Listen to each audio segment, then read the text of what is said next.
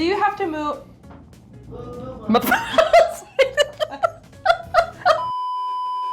Do you have to remove all of your double-ended dreadlock extensions when they start to get really loose? Actually, you do not. You can actually do what's called a full refresh. This is a concept I came up with. I don't know if I came up with it, but I started doing and gave it a name because I did not want to have to completely remove all my dreads and then go ahead and put them back in. So today we're going to go ahead and do a full refresh on Leslie. So some of her dreads need some adjustment happening there. She had an install done and they just need some tweaking done to them to make them a little bit more comfortable. So we're going to show you how to properly install our Venus dreads. So these are dreads that have a dreadlock section, a braided section, and then the wavy dreads going down. So we're going to show you how to do that install on here, how the best ways for them to go in properly to be the most comfortable for yourself, and play around with a little bit on the direction you want them to lay too, because you can lay them different directions to make them cover up like any scalpiness that's happening, or just if you want to see more of the braided section. We're going to show you all of that inside this video. So here's some of the tools that you need to do an install or even a refresh. So I have my extra dreads that have been detoxed. So these are ones that weren't put in the last time that we can actually fit in if we need them. We've also got a separating comb for parting and even just brushing out any of the loose hair that's fallen out. You need your wild bands. These are available at wildcraftedbeauty.com. Your rubber band cutter so that you can cut any of those old bands without actually getting hair. You can see that you're just getting the rubber band and not cutting any hair. But then also your cooling veil, part of that comes in your bonus whenever you order your full set of dreads. So this is going to help ease the scalp, but also help with installs. When doing a full refresh, basically the concept you're going to do is you're going to go ahead and just remove a dreadlock. Comb out your hair because you have follow away that happens. Most people lose between 60 to 100 hairs a day. So you have a lot of follow away that happens, but it's stuck inside of that dread. Normally, when you just have your natural hair, you'll comb it out in the shower, it will fall out in the shower, you brush it out just doing your hair each day. Here it's stuck inside the braid. So we're going to comb out that follow away that's there. And then you are going to go ahead and just literally braid it back in. This basically makes it so your dreads are tightened up, they're fresh. There's not a lot of frizzies happening. Me personally, I'm ready for a refresh that happens here in just a couple days. So I'm pretty frizzy right now, but we're gonna go ahead and refresh Leslie's here. So we're gonna go through one by one, removing them, combing it out, using our cooling veil to actually moisturize a little bit if we need to grab any extra hairs, and then rebraiding them back in. Now with her hair, she actually has a pixie cut, so her hair is very short. It's shorter, especially in the bottom, but that does have a little bit more length on the top. And so we do more braiding on top than we do in the back and the bottom section. The back and the bottom section is more of the rubber banding technique, which you find inside of our course that you get when you order dreads from us. We'll show you how to do it on both short and long hair, so you'll be good to go.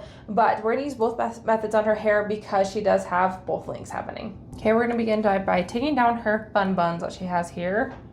And then we are just gonna take a majority of her hair and just put up on top of her head. So we have one of our jumbo scrunchies here. And I'm gonna get these pulled up so that I can work on some of these bottom ones. There's a few that we may leave, but there's a lot of them that do need to be refreshed, mostly for her comfort because they're not put in necessarily properly. I'm gonna have her turn her head a little bit here because you can actually see this one here is just sitting sideways with that dreaded portion. What we actually want to see is it installed to where the braid is touching the scalp and then it's going down onto the dreaded section. Now this can be done one of two ways. So she currently has it parted horizontally. You can do it that way, or you can part it vertically. Either way, it's up to you and what you want to do with this one. Basically, we just want to make sure it's not on the dreaded section so it's not laying like that. Okay, we're gonna go ahead and remove the rubber bands. So we have these rubber band cutters that come with your rubber bands.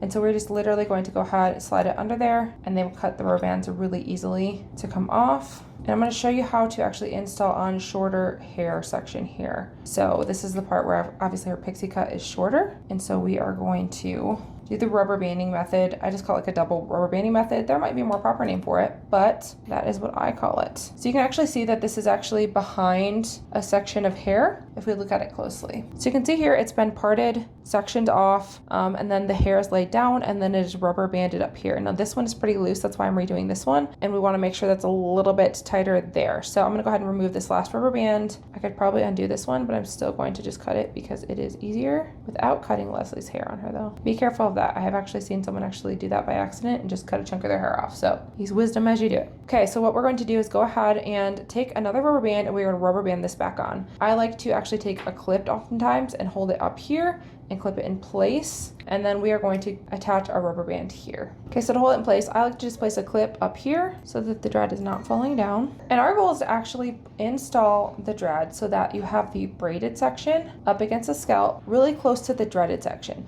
So we want to begin either braiding or the rubber band method right next to the dread so that the ends of the hair actually can kind of hold onto the dread a little bit. This does have a little bit of grippiness. I like to kind of explain it as like Velcro almost, where your hair will grab onto it and that'll hold it more secure, because the braid is pretty slippery, which is why it feels great against the scalp, but it can slide on the hair a little bit. So I'm going to go ahead and part this section here. I don't really need to use my parting comb for this one at the moment because it's already been parted. So I'm holding it up against there. Then I will slide this thread up as I begin to install. So I'm going to actually push against her scalp with my fingers as I do this. So I'm pushing in while holding this hair pulling tight. So I'm almost pulling backwards with my fingers while pushing towards her head at the same time. And I always like to warn people, this may pull a little bit at first, but then we can loosen it once the rubber band is in securely. That is the big thing, is you want to make sure that it is very secure as you're installing. I'm gonna wrap around multiple times. Our rubber bands are 30 millimeters so that you actually have plenty of room to spread it out, which you'll see me doing as I go ahead and do this install. I want to make sure this is really secure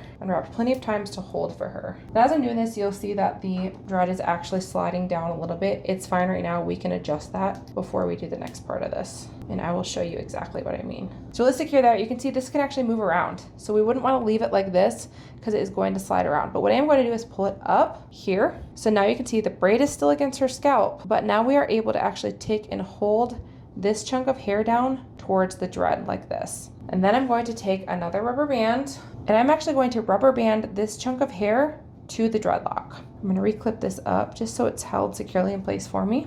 I'm going to lay this down flat, and we have rubber bands that are a little bit larger than your average rubber band because then that gives you access to actually spread it out. And I will show you what I mean when I say spreading it out. So this piece you really cannot braid. It's really quite short. So we are just going to let the rubber band travel downward. So instead of stacking every wrap on top of one another, it's going to move downward so that all those hairs are held into place. And this part is kind of tricky to see because my fingers do get in the way as I'm doing it, but you'll see once I'm completed.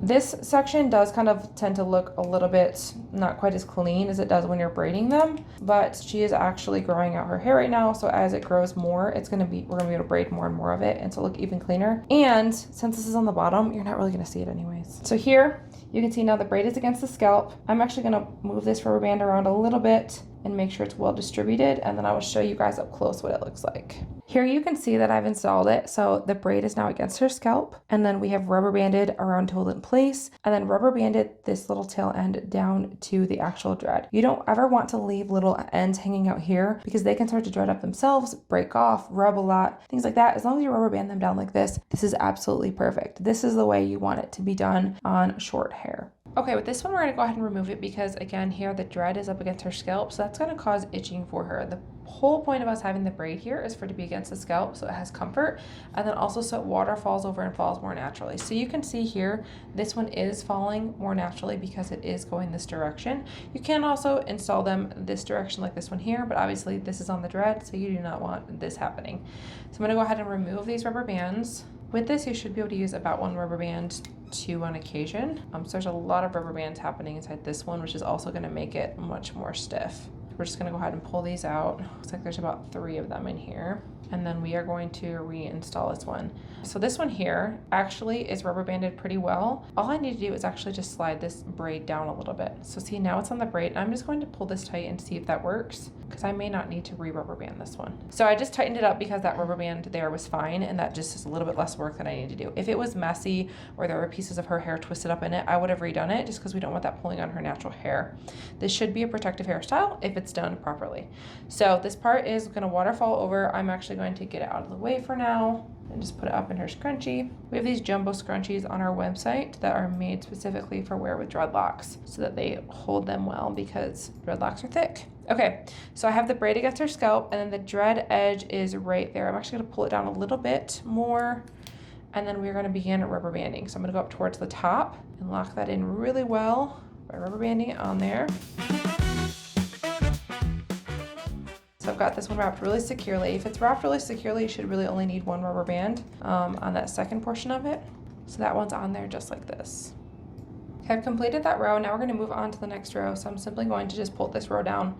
This is what I feel like is the easiest method of actually refreshing these, is just going row by row and keeping the rest of it up in a ponytail. That way you're not getting things mixed up, you're not crisscrossing things, pulling on them too much, and causing any sort of discomfort as you do them. And it's a great way to keep them organized to make sure that you are not missing any of the dreads as you go through the process. So that is how I'm going to continue to go through and do these ones.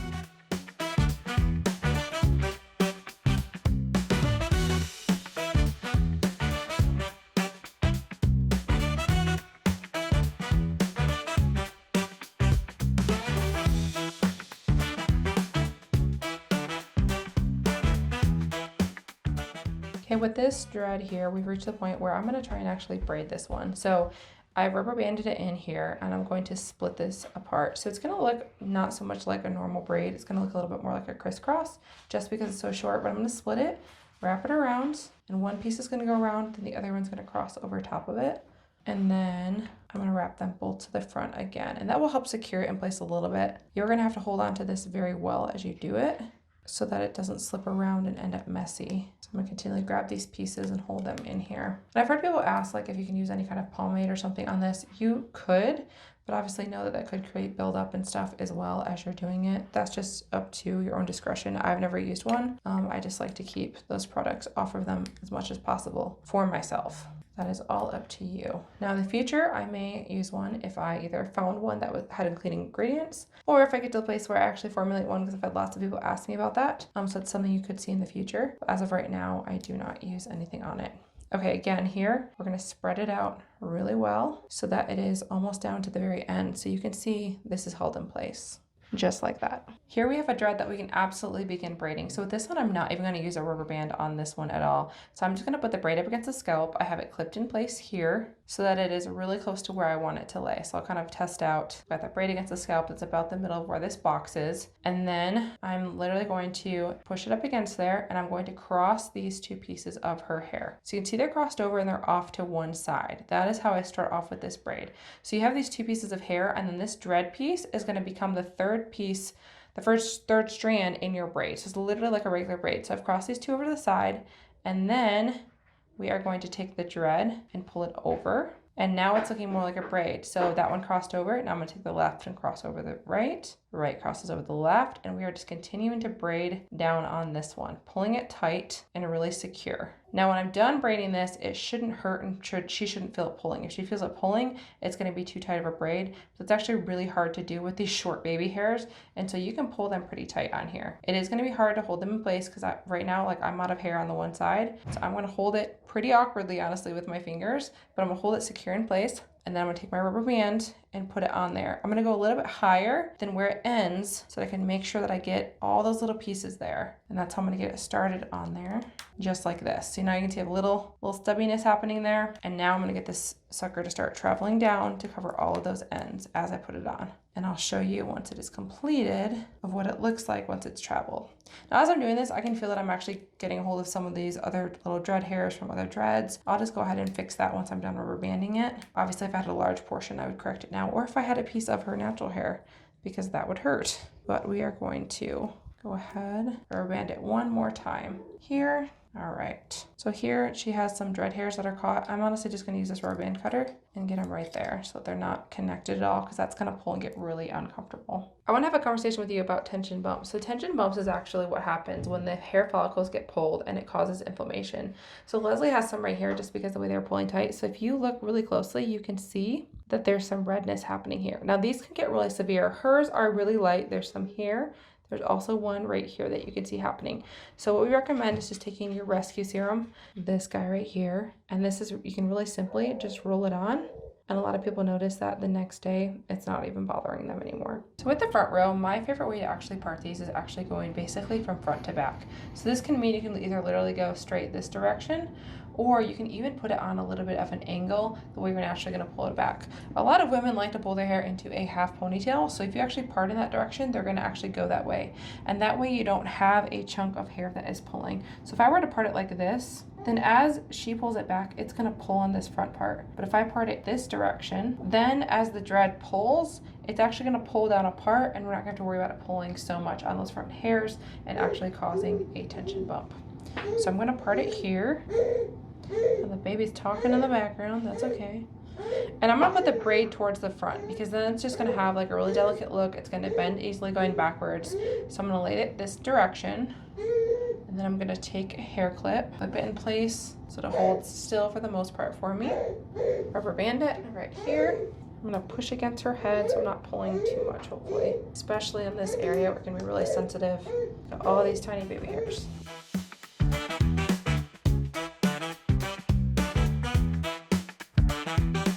Okay, so we've got it rubber banded in place there, like that. And now we're going to actually rubber band this section to the dreadlock here. And since these are such tiny hairs, you could try around with actually going ahead and braiding it a little bit.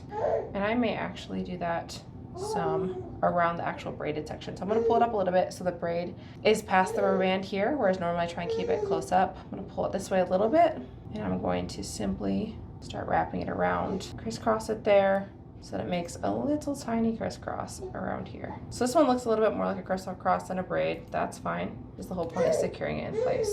I'm gonna regrip it so I can get it a little bit better.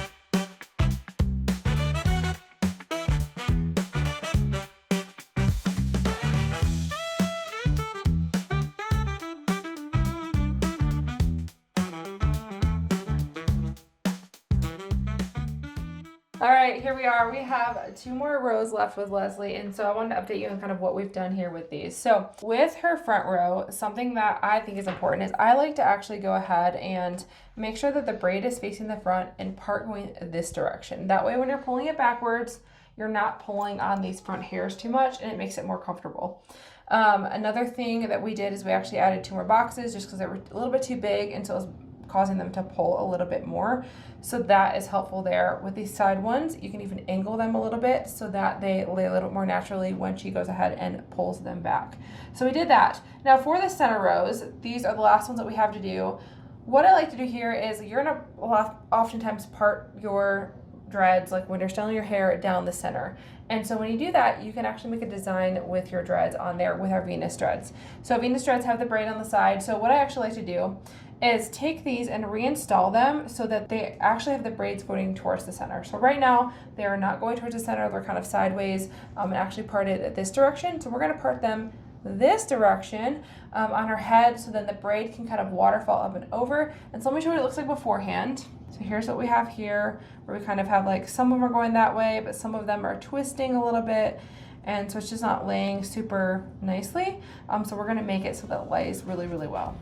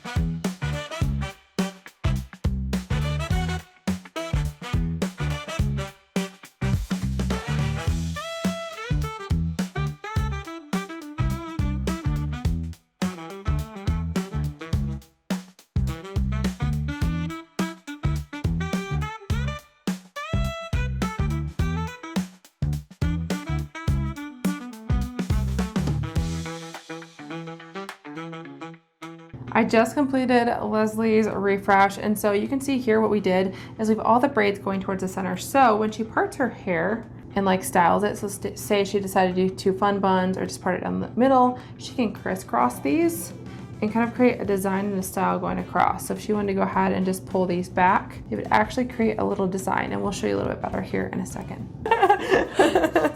No, this is so different. This is not, it's not stiff. These are not stiff. I don't know what you're talking about. You don't know what you're talking about.